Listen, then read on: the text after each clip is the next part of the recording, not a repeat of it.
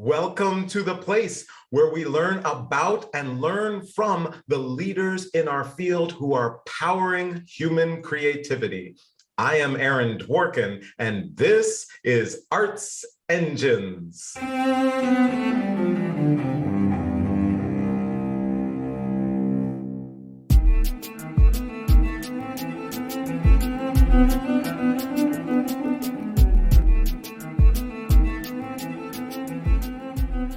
Thanks again for joining me here on Arts Engines. Today's guest is Duane Padilla, who is a classical violinist and serves as content chair for the American String Teachers Association. Duane, welcome to the show. Hi, everybody. Nice to see everybody. And I'm so excited to talk to you. Asta, of course, is one of our wonderful creative partners to the show, and I've had a wonderful experience at the conference, and in the past, been deeply honored to keynote the conference, and so it's obviously just an extraordinarily important organization.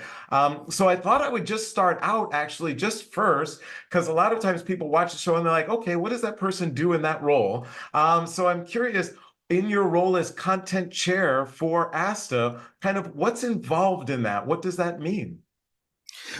Basically, my job is to oversee all the content being created. We have a diverse community of researchers who are writing papers, or teachers who are writing articles for our journal, or people who are making podcasts, or people who are developing webinars. So all these ideas are supposed to filter in through our I'm the head of the committee, so there's a team of us that are supposed to oversee all these contents that are being created. Gotcha. And so along with that, I've always kind of noticed that it seems that, that a lot of that content or things that come out of ASTA are not just, if you will, what might be the most traditional string teaching. And just wondering, how do you think about that? And how does ASTA kind of think about and feel as it relates to kind of the breadth of styles and approaches that are involved in the string world? Oh yeah, so before I was content chair, I was head of the Eclectic Styles Committee at ASTA, and so I thought the best way to illustrate is four little moments in time that illustrate ASTA's commitment.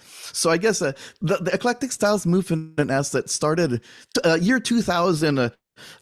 Two key people, Renata Bratt and Julie Lyon Lieberson, they wrote a letter to ASTA saying it's the time of the new century, and I'm thinking we should try to devote more energy.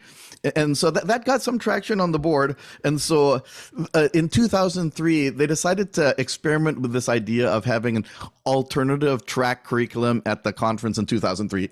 And so they rented a hotel room across the street and just one small room. They thought it would only attract 30, 40 people who'd be interested in this eclectic style thing. Turned out the room was overrun. Over 300 people showed up to the thing. So that was the beginning of the eclectic styles movement. Okay, at that point, I was not really involved in eclectic styles at that moment. But in 2008, me as a classical violinist, I was playing with the Honolulu Symphony. It actually went bankrupt. And so to try to reimagine myself, I started trying to turn myself into swing jazz violinist and playing in the jazz clubs around town, playing swing jazz. And then out of desperation and a need for inspiration, I went to my first ASTA conference.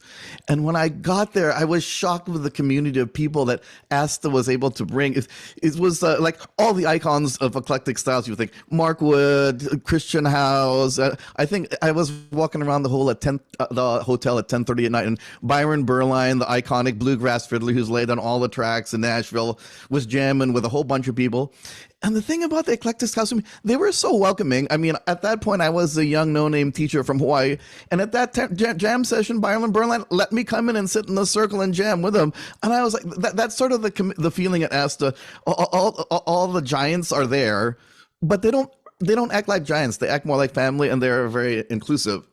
So fast forward to 2019, this is probably the biggest highlight in the eclectic styles movement at ASTA. Rachel Barton Pine was invited to give the showcase concert, and she could have just played a regular recital, but she's such a forward-thinking woman. She decided to do this epic performance of 3 sets. So the first set was Rachel playing Baroque instruments and period repertoire from the 1700s, first set. Then second set, romantic sonatas by Black composers from 1800s.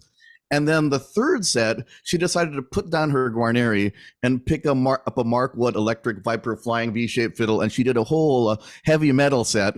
And then just to put the icing on the cake, for the grand finale, she invited 30 of the top electric violin players to join her in a medley of Black Sabbath, Paranoid, and she let everybody take a solo. It's like 30 electric violins on stage take a solo, and it was like a who's who of Mark Wood, Mark O'Connor, Maggie O'Connor, Joe Denizen, Chuck Bontrager, the concertmaster of Hamilton at the time, the Doc Wallace, the head of Berkeley String Department. It was like a who's who list, and so. And then fast forward to this year, so this is all of ASTA's activities, spreading the community. And so what's the result? So this year I got a call for my first guest conducting gig. I've been trying to branch into conducting. And it was not the Chicago Philharmonic. It was the Honors Orchestra Junior High School kids in Reno, Nevada, and, Title I schools. But the interesting thing was they've specifically requested that I bring music, Hawaiian music, Filipino music, and if I could work in improvisation somehow into this thing. That was the 3 requirements of my residency there. And so I get there, and I had one rehearsal with the kids on a Wednesday, and then the concert was Thursday. And so I get there, I had 2 orchestras, a 7th grade orchestra and an 8th grade orchestra. Each one had 120 kids in it. And so I get there, and so I teach them this Hawaiian song, and I taught them Duke Ellington Sea Jam Blues, and I taught them the basics of how to improvise. And then after that first rehearsal, I said, okay, everybody who's brave enough to take an improvised solo, raise your hand. All 120 kids raised their hand. And I didn't tell the concert organizers because they weren't at the rehearsals, right? So I said, fine, I'm a teacher. It might take a little long if everybody takes a solo, but whatever. So we're at the dress rehearsal, and then I had this assembly line thing. I had one microphone on stage, and I had all the kids line up factory style, to take a solo. And some of the more traditional teachers like, wow, he's really going to let all these kids take a solo. So Sea Jam Blues, for those of you on the radio, but it's like an 8-measure song, but if 120 people solo on this 8-measure song, it could be a while. So we ended up having to draw numbers in a lottery, and 20 kids got to take the solo. Right. So, I mean... Oh, yeah, sorry. So, I mean, that's sort of the progression of the eclectic style. So, like this periphery thing to today when kids just assume that it's cool and they're gonna do it. Yeah, right. So I love how you shared about how that trajectory occurred, because and how something where maybe there really wasn't as much of a presence of these other styles, and now it's become such a significant part of ASTA's world, if you will, and is so embraced. And just wondering, as you think, and with our audience covering crossing the range, educational institutions, service organizations, orchestras, etc. Do you have a sense of kind of the power or the energy that's brought from having and embracing different styles, or do you have a sensibility about that anything to share with kind of those in other institutions?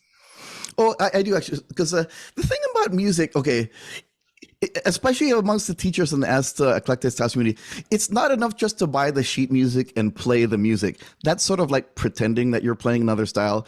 The real way is to become familiar with the culture where that music comes from, and preferably work with a cultural bearer, like a mentor in that field, to really get where did this music come from and why is it written that way. And so the music becomes less about playing music, but more about building community. And that's really the power of the eclectic styles movement. It's not so much the fiddle tunes. I mean, people have been writing collections of fiddle tunes in books that you could buy for decades, but that doesn't really translate the culture. It's now more of the emphasis of that we should talk to cultural bearers and see why is the music the way it is? Why haven't we been playing it? And why should we be playing it now? Those are the questions now that us as eclectic styles teachers and the eclectic styles movement is, and even the term eclectic styles, people don't like it because it's like, it sounds a little bit derogatory. So I think Martha Mook is was David Bowie's electric violist. She's trying to rebrand it as multi-styles, that we're not playing. It used to be alternative styles, but that's kind of like alternative to what? That's kind of weird. So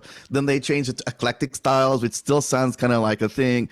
So I think whatever the language is, but the idea is that you try to discover not only the music but the culture from where it comes from, and that's where the real power of it is. Yeah. It's absolutely wonderful. And just hearing you describe it, I am just filled with so much excitement and energy. And of course, sharing about Rachel, who just, quintessentially captures the ability to be excellent in every possible style and to bring those in such a way that you connect and with an Yeah. authenticity. And the thing that really drove it home to people is that so she did that, but she also let her 7-year-old daughter join in on the fiddle tune, and so you could see her, and it's directly passed on to the next generation. Right there on stage, you could see it, and so it was a very powerful moment for all of us in the Collective Styles movement to see her do that, and she didn't need to actually. Yeah. Absolutely.